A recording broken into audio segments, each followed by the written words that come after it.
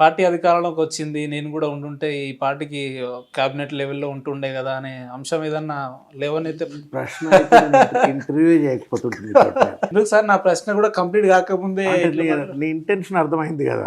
You want to take me to some other sir. Tangent. నాకు I don't want to get into that discussion. అది అయిపోయినప్పుడు దాని గురించి చర్చ ఎందుకు. మొత్తానికి వెల్‌నెస్ తోటే ఉన్నారు గదా! మీరు హ్యాపీగా ఉన్నారా? Whether I'm good or bad it does not matter now.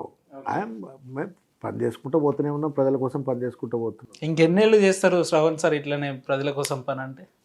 ఇక భగవంతుడు శక్తి ఇచ్చినంతకాలం పని చేయాలా, తప్పే ఉన్నది. సార్, అందరికి పనిచేసే అవకాశం రాదు కదా, భగవంతుడు అవకాశం ఇచ్చిండు పని చేయడానికి. బీఆర్ఎస్ పార్టీ ఓడిపోయిన తర్వాత at the same time Congress అధికారంలోకి వచ్చిన తర్వాత కొంత పని సామర్థ్యాన్ని తగ్గించారు శ్రవణ్ సార్ అని చెప్పి పార్టీలో కొంతవరకు చర్చ నడుస్తుంది. వాస్తవం సార్? నేను మళ్ళీ చెప్పిన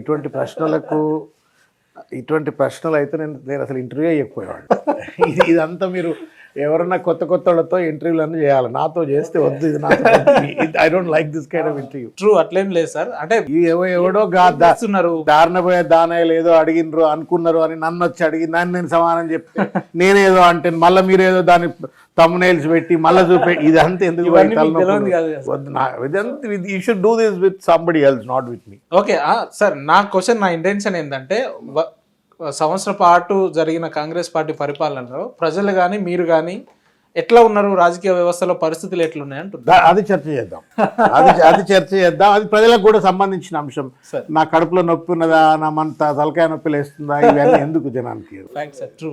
ఇవాళ అంటే ప్రజలు ఒక నమ్మకంతో ఓట్లేసినారు. మార్పు అంటే నమ్మినారు, ప్రజాపాలన అంటే నమ్మినారు. నమ్మిన తర్వాత ప్రజలు ఓట్లేసిన తర్వాత కొంత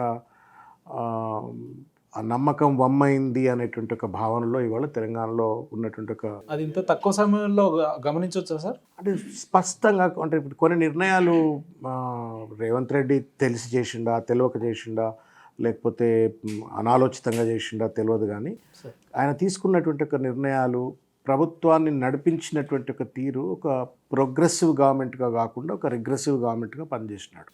దాంతో ప్రజల్లో ఇమీడియట్గా దానికి సంబంధించినటువంటి ఒక రిటాలియేషన్స్ కావచ్చు, లేకపోతే ఆ రకమైన వ్యతిరేక భావన అనేటువంటిది స్పష్టంగా కనబడుతుంది.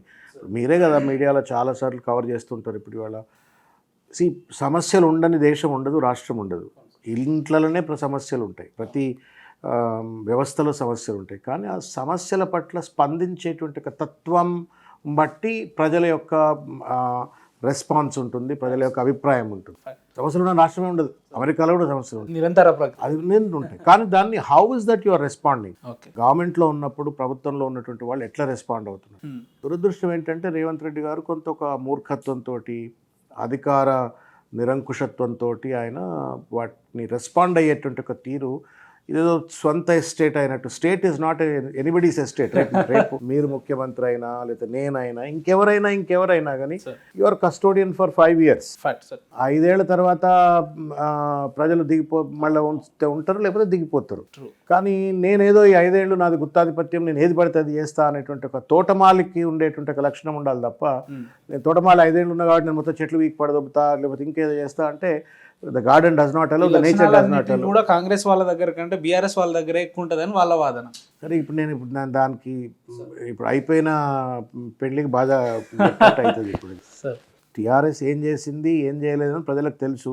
స్పష్టంగా 1,15,000 కోట్ల రూపాయల 1,15,000 రూపాయలు ఉన్నటువంటి ఒక పర్ క్యాపిటాను 3.5 లక్షల కోట్లు తీసుకుపోయినా, రాష్ట్రంలో జిఎస్డిపిని పెంచి దేశంలోనే నెంబర్ 1 పెట్టినా, లేకపోతే ₹1,00,000 ఉన్న బడ్జెట్ను 3.5 లక్షల రూపాయలకు తీసుకుపోయినా, ఇవన్నీ కూడా 3.5 లక్షల కోట్లకు తీసుకెళ్ళినా, ఇవన్నీ కూడా స్పష్టంగా ప్రజలకు తెలిసినటువంటివి.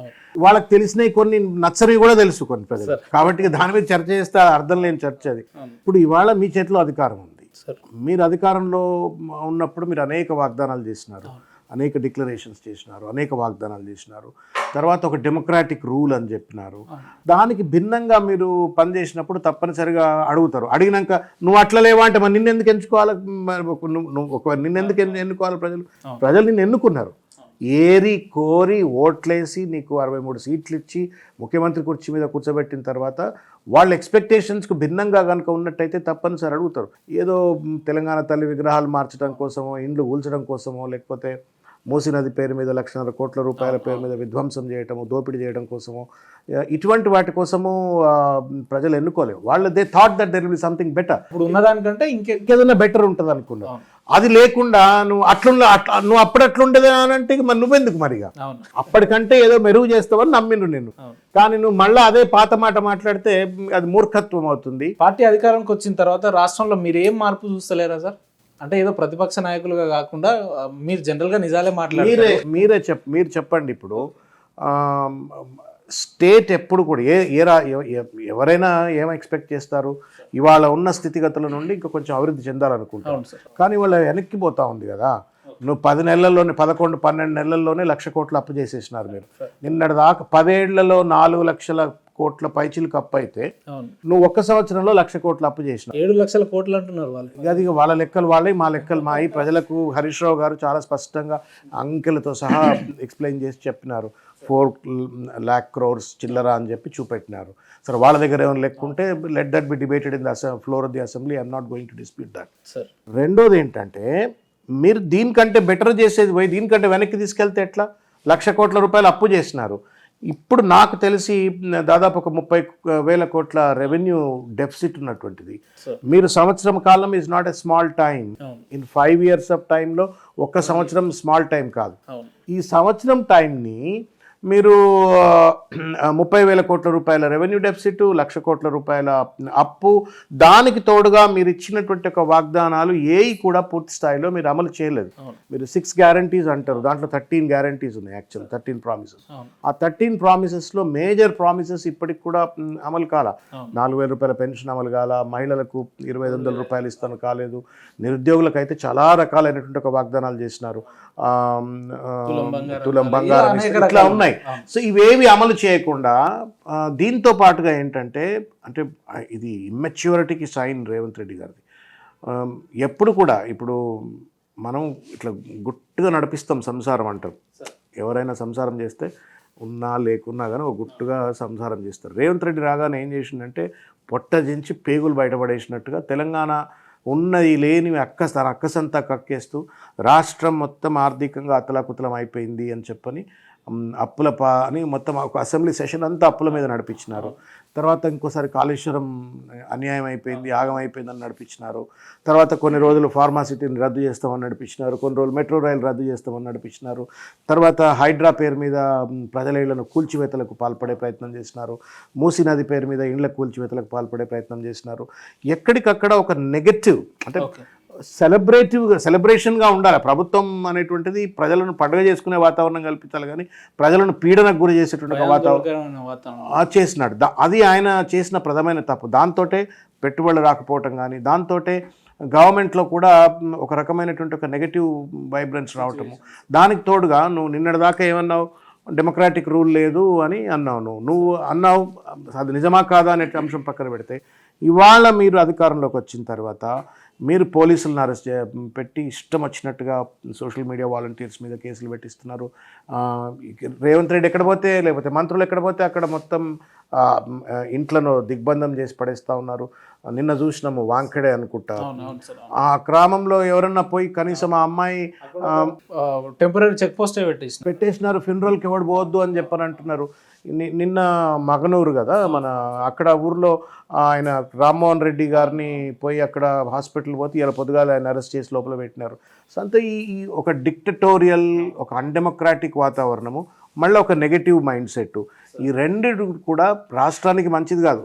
ఒక ఫ్యాక్ట్ ఆఫ్ ద సిచ్యువేషన్ అంతా ఈ 5 ఏళ్లుగా సంపూర్తిగా నడిచే అవకాశాలు ఉన్నాయా సార్ ఇటువంటి పరిస్థితులలో? అంటే మన దురదృష్టం, మన డెమోక్రసీ, అంబేద్కర్ గారు రాజ్యాంగం రాసినప్పుడు ఆయన హీ హాజ్ నాట్ ఎన్విసేజ్డ్ ఏమని ఈ రాజ్యాంగంలో రీకాల్ పెట్టుకొని ఉన్నారు కదా, చదువుతుంటారా సార్? అప్పుడప్పుడు చూస్తుంటా, రీకాల్ సిస్టమ్ అని రాసి ఉంటే బాగుంటుండే. ఇంకా ఎప్పుడైతే ప్రజలకు వంచనకు గురి చేసి ఇచ్చిన వాగ్దానాలు అమలు చేయకుండా ప్రజా వ్యతిరేకంగా కంటకంగా పరిపాలిస్తే వాళ్ళని విడ్రా చేయాలని యూరోప్ దేశాల్లో ఉన్నట్టుగా కనుక ఒకవేళ అంబేద్కర్ గారు రాసి ఉంటే మనకు కూడా రేవంత్ రెడ్డి గారు 6 నెలలనే దిగిపోతుండే. హైడ్రా ఒక్క ఇల్లు కూలంగానే దిగిపోతుండే, మూసి ఒక్క ఇండ్లు కూలంగానే దిగిపోతుండే.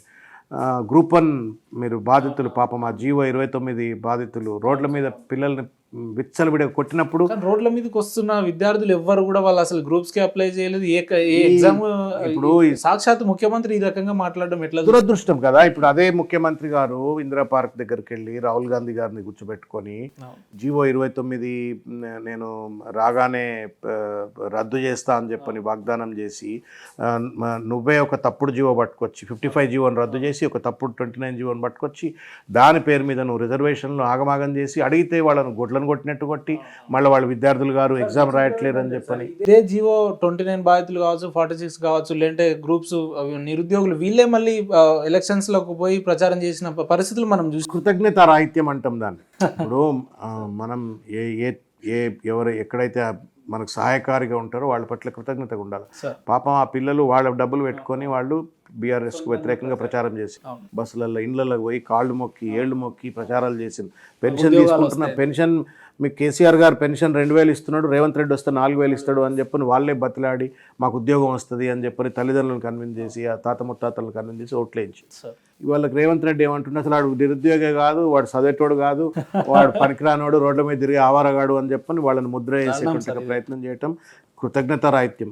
జనరల్గా ఇంకొకటి ఉపేందర్ గారు, ఈ పిల్లలు చదువుకునే పిల్లలు మెజారిటీ వర్గాలు ఈ గ్రూప్ అంటే గవర్నమెంట్ ఎగ్జామ్స్కు చదువుకునే పిల్లలంతా బీసీలు, ఎస్సీలు, ఎస్టీలు, మైనారిటీ అనగారి వర్గాలే ఎక్కువ గవర్నమెంట్ జాబ్ చూస్తున్నారు. ప్రైవేట్ జాబ్స్ అంతా కొంత ఎఫ్లూయెంట్ సెక్షన్స్ కార్పొరేట్ సెక్టర్ కట్టి వెళ్ళిపోతారు, వ్యాపారానికి వెళ్ళిపోతారు. ఆ వర్గాలను చిన్నచూపు చూసినట్టు రేవంత్ రెడ్డి గారు, వాళ్ళ బాధను చిన్నచూపు చూసినట్టు, వాళ్ళు కష్టపడి పనిచేస్తే ఆ కష్టాన్ని కూడా నువ్వు గుర్తించకుండా కృతజ్ఞత రాహిత్యంతో వాళ్ళని అణచివేత గురించి వాళ్ళకి ఏం పని అలా హైకోర్టు చుట్టూ మెట్లు తిరుగుతూ ఉన్నారు. నిన్న కూడా గ్రూప్ 129 మీద హియరింగ్స్ అయినాయి. మళ్ళా సుప్రీంకోర్టులో వాళ్ళు నీకు ఓట్లు వేసిన పాపానికి వాళ్ళని కోర్టుల చుట్టూ తిప్పుతా ఉన్నావు. అది మైండ్ సెట్ అనమాట. సింపుల్. అది నువ్వు పిలిచి కూర్చోబెట్టుకొని మాట్లాడి అరే 1:50 పిలిచే దగ్గర నేను 170 మందిని కూడా పిలిచిన కొన్ని చోట్ల తక్కువైనాయి, కొన్ని చోట్ల ఎక్కువైనాయి, ఈ తప్పులు సరిదిద్దండి అని చెప్పని జనార్దన్ ఆయన పేరు మహేందర్ రెడ్డిని కూర్చోబెట్టుకుంటే 2 నిమిషాలు సెట్ అయ్యే పని. మూర్ఖత్వం, నేను చెప్పిందే రైటు అనేటువంటి ఒక భావనతో పనిచేసి వాళ్ళ రిజర్వేషన్లను తుంగలో దొక్కే పని, ఆ పిల్లల కష్టాన్ని, వాళ్ళ త్యాగాన్ని, వాళ్ళ ఆరాటపడి నిన్ను గెలిపించినందుకు వాళ్ళ జీవితాలు అధోగతి పనులు చేసేటట్టుగా వాళ్ళని కోట్ల చుట్టూ తిప్పుతూ ఉంటారు రేవంత్ రెడ్డి గారు. అది అన్యాయం.